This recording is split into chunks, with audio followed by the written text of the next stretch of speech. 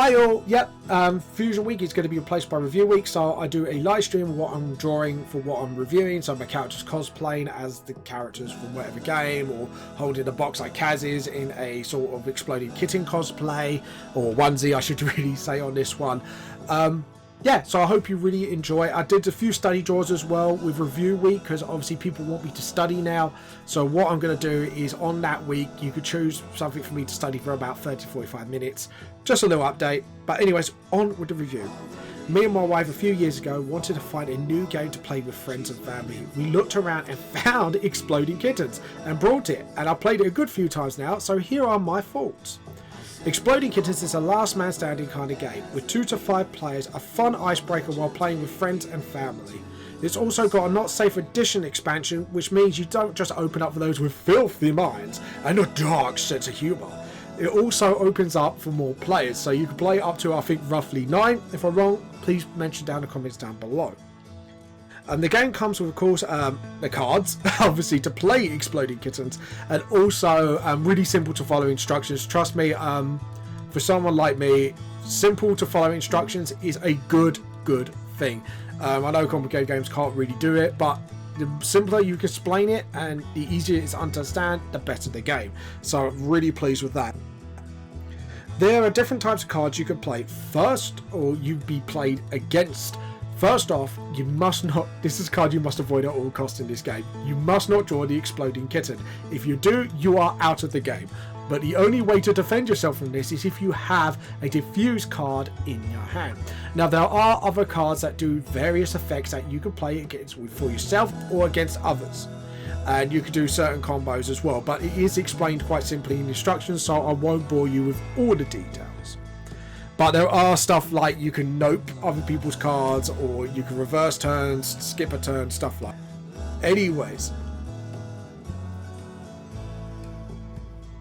to play the game, you must at least have the amount of Exploding Kittens -1 to the amount of players. So to explain this so you can understand, for example, if you have 5 players, you must have 4 Exploding Kittens put to one side before putting it in the deck to play.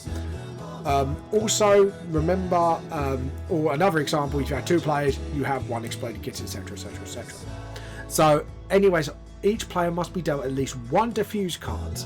Now before shuffling in, shuffle your normal deck. Do not shuffle the defuse and the Exploding Kitten cards until you dealt 5 other cards to each player.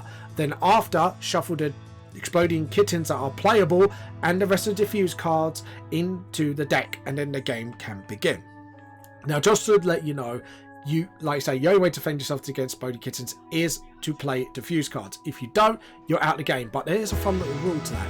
If you either diffuse or get out of the game because of the Exploding Kitten, you can put the Exploding Kitten back into the deck at any point of the deck. So you can put it at the top, at the bottom, in the middle, or somewhere in between, which is a really fun rule.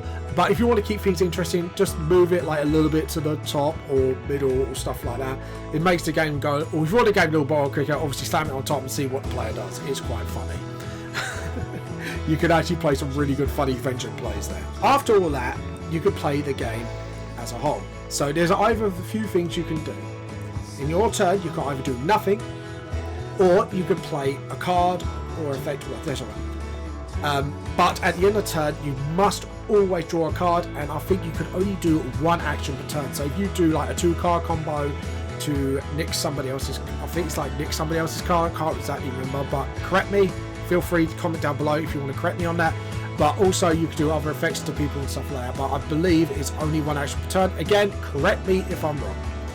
But after that, you must then draw a card at the end of your turn and then pass it on to the next player, or the player you skipped, or blah-de-blah-de-blah. And the only thing I would say, a personal little nitpick from me, I know it sounds really bad, but the cards did feel a bit odd. Like they're like gridded sort of feel. Like you can feel it when you hold it, and it feels really weird. I play a lot of different card games in my life, especially trading card games as well, like Magic, Yu-Gi-Oh. So for me, I'm just not used to that. It's just a personal nitpick. And it just feels weird and I don't like it. But other than that, it is a really fun game really fun game to play. But remember guys, this is a short icebreaker game. It would roughly, once you get into the swing of things and learn the rules, it takes roughly about 15 minutes to play, and it is really easy to play. If you put expansions, maybe a little longer, but I would really recommend playing maybe like 3 to maybe 4 games pushing it. This is not made to play all night. This is just made to play as an icebreaker game and then move on to a bigger or longer game afterwards. So that's what I would recommend if you want to play it. I give this game an 8 out of 10. Really fun, good icebreaker game. Not good for long hours, but you know, it's pretty good for game nights and stuff like that if you want to just introduce into a simple game before breaking out the big games. So really simple to understand and very simple to play. My wife also wanted to add to the review, there is a mobile app version of it you can play, and you can play online or pass to a friend. And she says it follows the same game rules and there's a lot more expansions on there, so more fun. And my wife also rates this app, since I haven't played it myself, an 8 out of 10. So, by the way guys, I hope you enjoyed this review video. I hope you enjoyed everything so far. If you want more reviews like this, please let me know down in the comments down below. We are going to make this a thing now.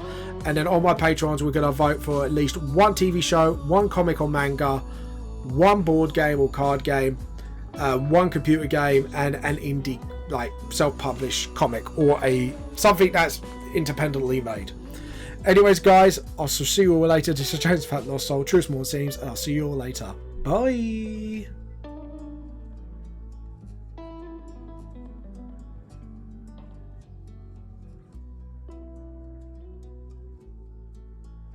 If you want to buy all 3 volumes of my manga series Vamp the Lost Soul, you can buy them via Amazon as an ebook or get them directly off me through my website. Also, if you want to support me by any other means, I do have a Patreon, so please drop by today and check out what kind of cool stuff you can get out of being my Patreon. And I'll see you all later. Bye!